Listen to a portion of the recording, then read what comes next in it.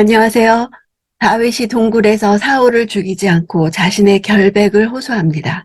오늘 본문은 사무엘상 24장 1절에서 15절입니다. 2절. 그러자 사울은 온 이스라엘에서 뽑은 3,000명의 군사들을 이끌고 다윗과 그 일행들을 찾기 위해 들염소 바위 근처로 갔습니다. 3,000에 해당하는 군사 인원은 사울이 과거 믹마스 전투 때 블레셋과 대치하는 상황에서 동원했던 인원수와 동일합니다. 블레셋이 그 일라를 침략했을 때 사울에 대한 언급이 전혀 없고 마온 광야에서 블레셋이 침공했을 때에도 사울이 동원한 군사 인원수가 언급되어 있지 않는데 여기에서 3,000이란 구체적인 수요까지 밝힌 것으로 볼 때 사울은 블레셋을 치는 것보다 다윗을 죽이는 일에 더 큰 비중을 두고 있음을 알 수 있습니다.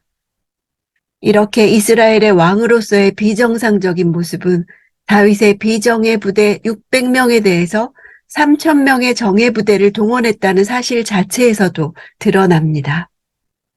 들염소는 지금도 엔게디의 절벽 근처에서 여전히 살고 있는 동물로서 샘 근처에서 자라는 풍성한 풀들을 뜯어먹으며 절벽 가운데서 그들의 안식처를 찾습니다. 엔게디는 새끼 염소의 샘이란 뜻으로 한때 포도원 지역이었습니다.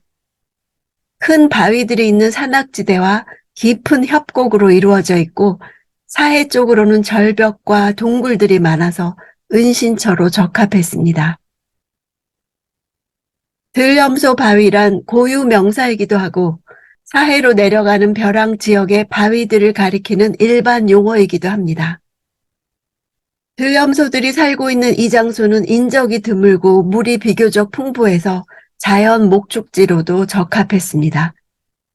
이러한 목축지에서는 동굴을 양의 울이나 목자의 숙소로 이용했는데 이런 굴 앞에는 돌을 쌓고 그 위는 가시로 덮어서 맹수의 접근을 막았습니다. 사울이 들염소가 서식하는 험준하고 석회암 동굴이 많은 이곳까지 도달했다는 것은 사울의 추적이 더욱 좁혀져 다윗이 더 이상 도망할 수 없는 지경에까지 이르렀음을 암시합니다. 4절. 다윗의 부하들이 말했습니다. 오늘이야말로 여호와께서 내가 내 원수를 내 손에 넘겨주어 내 마음대로 하도록 하리라 라고 말씀하신 그날인가 봅니다. 그러자 다윗은 살그머니 기어가 사울의 겉옷 한 자락을 잘라냈습니다. 부하들이 인용하는 하나님의 말씀이 언제 어떤 상황에서 다윗에게 임한 말씀인지는 알 수 없습니다. 다윗은 부하들의 강력한 권면에도 불구하고 사울을 원수로 여겨 해하지 않았습니다. 마음대로 하라는 것은 사사시대의 상황을 상징적으로 묘사하는 내 소견에 옳은 대로 행하라는 말입니다.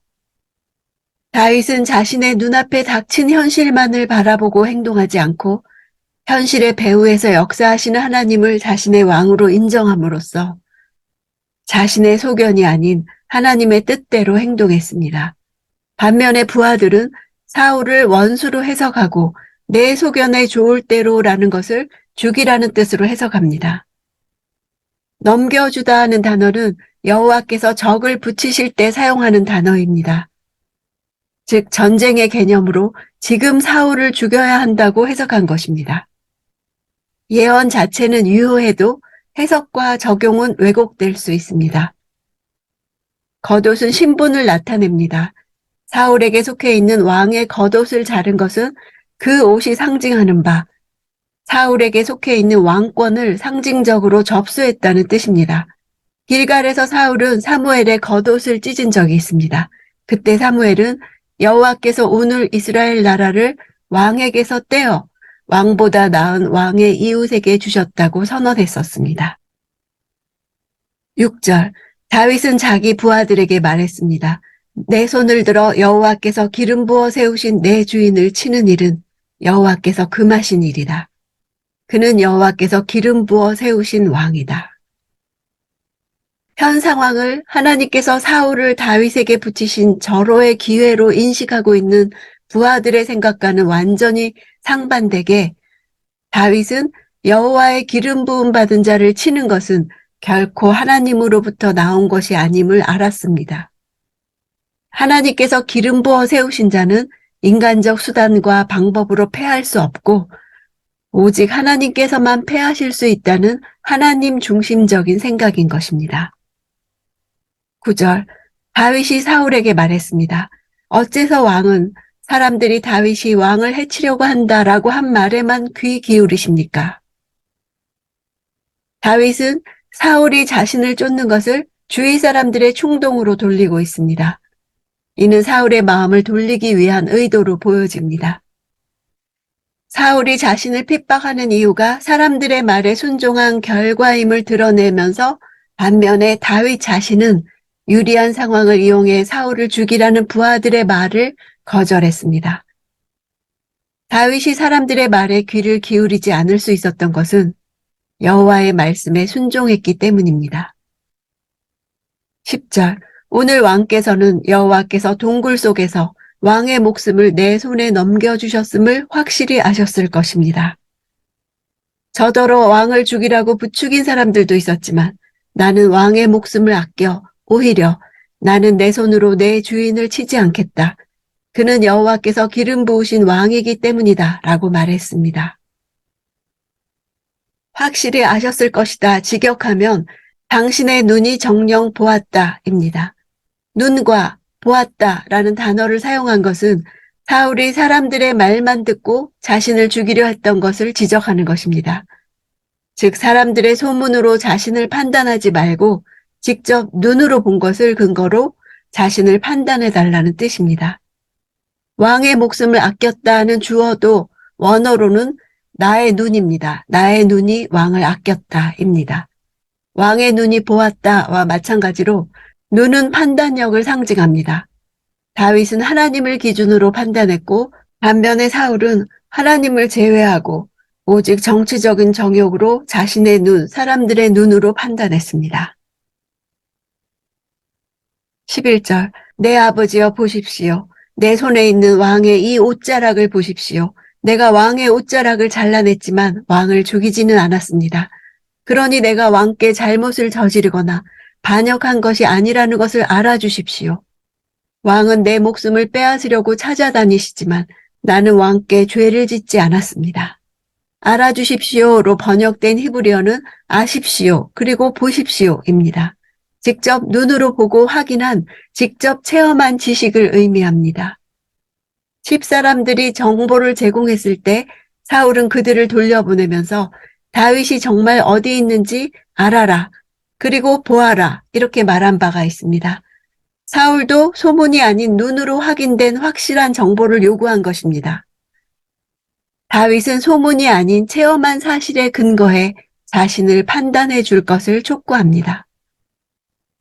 13절, 속담에 악한 사람에게서 악한 행동이 나온다고 했으니 나는 왕을 해치지 않을 것입니다. 이 속담은 악한 행위가 악한 사람들을 만드는 것이 아니라 악한 사람에게서는 자연스럽게 악한 행동이 흘러나온다는 뜻입니다. 다윗이 사울에 대해서 악한 마음을 지니고 있었다면 사울은 이미 다윗의 악한 행위로 인해 죽었을 것이라는 뜻입니다. 다윗은 사울에게 악을 행할 의도가 전혀 없음을 드러내는 동시에 다윗을 죽이려고 온갖 악행을 저지른 사울이 곧 악인임을 역설적으로 드러냅니다. 14절, 이스라엘의 왕이 누구를 잡으러 나온 것입니까? 왕이 누구를 쫓는 것입니까? 죽은 개나 벼룩을 쫓는 것과 같습니다.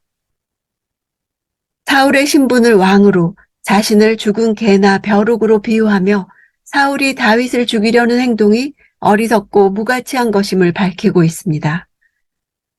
실제로 사울은 다윗의 600명 군사를 토벌하기 위해서 이스라엘의 정예부대 3,000명을 이끌고 왔습니다.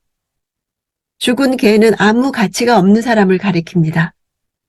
자신은 죽은 개요, 죽은 개의 시체에 있는 벼룩에 불과하다고 말합니다. 벼룩 앞에는 한 마리라는 수사가 사용되어서 사울 앞에서 다윗 자신이 얼마나 하찮은 존재인가를 상징적으로 드러내고 있습니다. 나온 것입니까? 해서 나온 것이란 말은 앞절의 속담에서 악한 사람에게서 악한 행동이 나온다를 연상시키면서 이스라엘의 왕인 절대 권력을 지니고 있는 사울 왕이 자신과 같은 비천한 자를 뒤쫓기 위해 나온 것은 악한 일이라는 선언입니다. 후에 요나단의 아들 무비보셋에게 다윗이 은혜를 베풀 때 무비보셋이 자신을 죽은 개로 표현하는 것은 본문과 연관성을 생각할 때 특별한 의미를 갖습니다. 15절 여호와께서 우리 재판관이 되셔서 우리 사이를 판단해 주시기 바랍니다. 그분이 내 사정을 살피시고 나를 왕의 손에서 구해내시기 바랍니다. 다윗은 이 땅의 억울함과 원한을 하늘 법정에서 다루어 주실 것을 믿었습니다. 고대인들에게 하늘 법정이라는 사고가 낯설지 않았다는 것을 알 수 있습니다. 자신의 손으로 왕을 해하지 않은 것은 하나님의 정의가 자기 편에 있다는 선포가 됩니다. 우리가 우리를 따르는 자들 앞에서 선임자를 어떻게 대하는지가 그들이 나중에 우리를 대하는 방식을 결정합니다. 다윗은 사울의 됨됨이 때문이 아닌 그가 서 있는 지위로 인해 사울을 존중했고 다른 사람도 사울을 존중하도록 했습니다. 다윗은 하늘 법정에서 다뤄질 일을 생각한 것입니다. 그는 하나님의 때에 하나님의 능하신 손이 자신을 높여줄 때까지 기다렸습니다. 우리는 우리가 부르심 받은 유업을 존중해야 합니다.